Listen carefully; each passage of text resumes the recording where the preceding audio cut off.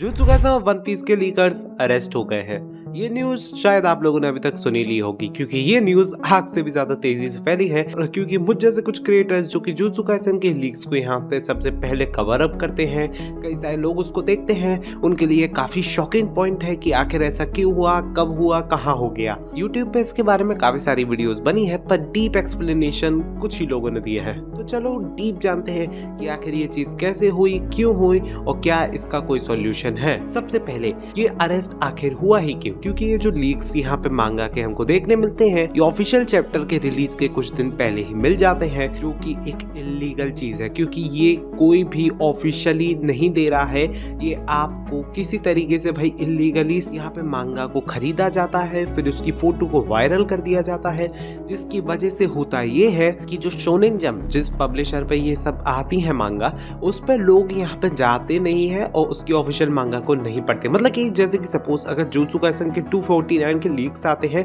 तो लोग सिर्फ लीक्स को पढ़ लेते हैं, आधे लोगों का लीक्स में मजाक खराब हो जाता है और कुछ लोग इसके बाद जाके मांगा को ऑफिशियली नहीं पढ़ते, जिसकी वजह से यहाँ पे एक बहुत बड़ा लॉस यहाँ पे देखने मिलता है। और ये एक बहुत बड़ा प्रॉब्लम है जो कि सिर्फ आज की बात नहीं है, कई सालों से होते आ रहा है। यहाँ पे 3 लोगों को पकड़ा गया है पर हमारे पास मेन नॉलेज 2 लोगों की है और ये जो 3 लोग थे ये फॉरेनर्स थे जो कि एक्चुअली में जापान में काम कर रहे थे, वहां पे पैदा नहीं हुए हैं। और इन लोगों को अरेस्ट किया गया है मेनली जुजुत्सु काइसेन और वन पीस के लीक्स के लिए, क्योंकि इन लोगों पे एलिगेशन लगाई गई है कि इन्होंने पिछले साल 15 मार्च को और इस साल की 31 जनवरी को मांगा लीक की थी उसके रिलीज से पहले ही। इन लोगों को कुमामोटो ओडा सेंसे के होम टाउन में ही अरेस्ट किया गया है, जहां पे जो सबसे पहला अरेस्ट हुए हैं वो है मूसा समीर, जो कि एक 36 ईयर के एक कंपनी मैनेजर थे। और जो हमारे दूसरे बंदे जिनको अरेस्ट किया गया है उनका नाम है काइस मेंजा क्या नाम है भाई इसका, काइस मार्विन जॉन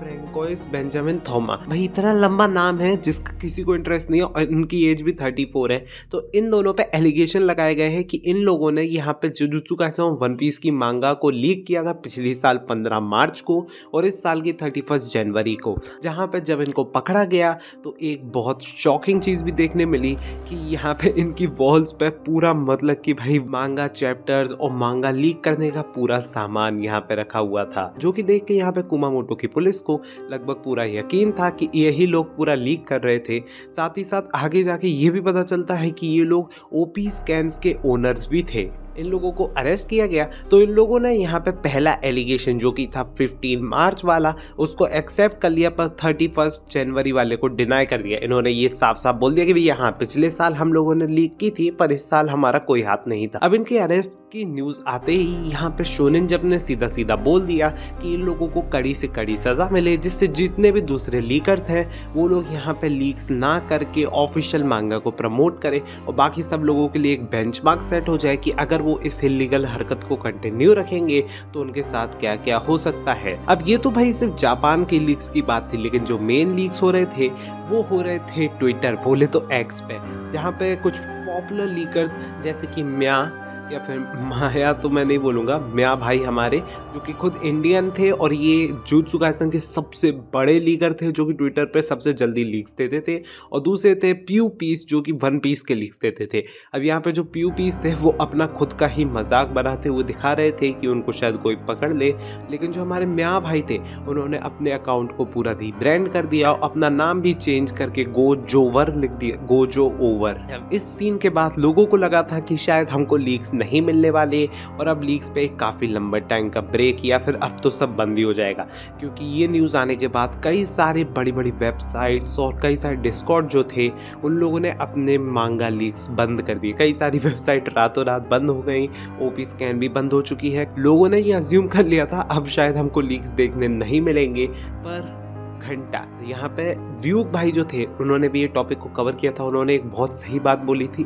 ये जो कन्फ्लिक्ट थी ये बहुत सालों से चलती आ रही हो, चलती रहेगी। क्योंकि देखो मूवी भी आज तक पायरेट होती है, ये गेम भी, भले गेम और मूवी पे पायरेसी के अच्छे खासे लॉज है लेकिन लोग उसको फिर भी पायरेट करने का तरीका निकाल लेते हैं। वैसा ही लीक्स के साथ है, एक जाएगा दूसरा आएगा, दूसरा जाएगा तीसरा जाएगा, पायरेसी नहीं बंद होगी। बट जो यहाँ पे गलत बात कर रहे हैं लोग वो है लीक्स के बाद ऑफिशियल ऑफिशियल चैप्टर ना पढ़ना, इसका मांगा कम्युनिटी पे क्या इम्पैक्ट है। क्योंकि एज अ मांगा आर्टिस्ट आपको एक मांगा चैप्टर बनाने में बहुत ज्यादा मेहनत तो लगती ही है, साथ ही साथ जब आपको पता चलता है कि जिस मांगा को बनाने के लिए आपने दिन रात मेहनत की वो उसके ऑफिशियल टाइम से पहले ही लीक हो गई और अब उसको पढ़ने वाले में से 10 में से शायद 2 लोग उसको खरीद के पढ़ने वाले हैं, तो यहाँ पे सिर्फ पैसे का नुकसान नहीं, बंदा बहुत ज़्यादा स्ट्रेस भी हो जाता है, डिप्रेशन में भी जा सकता है और कई सारे एंजाइटी इश्यूज भी यहाँ पे बंदे को देखने मिलते हैं, जो कि कम्युनिटी के लिए काफ़ी बुरी बात है। अब यहाँ पे कई सारे लोग मुझे कमेंट सेक्शन में बोलेंगे, भाई तुम भी तो लीक्स कवर करते हो भाई, इतना ऑफिशियली सपोर्ट करना है ना तो भाई लीक्स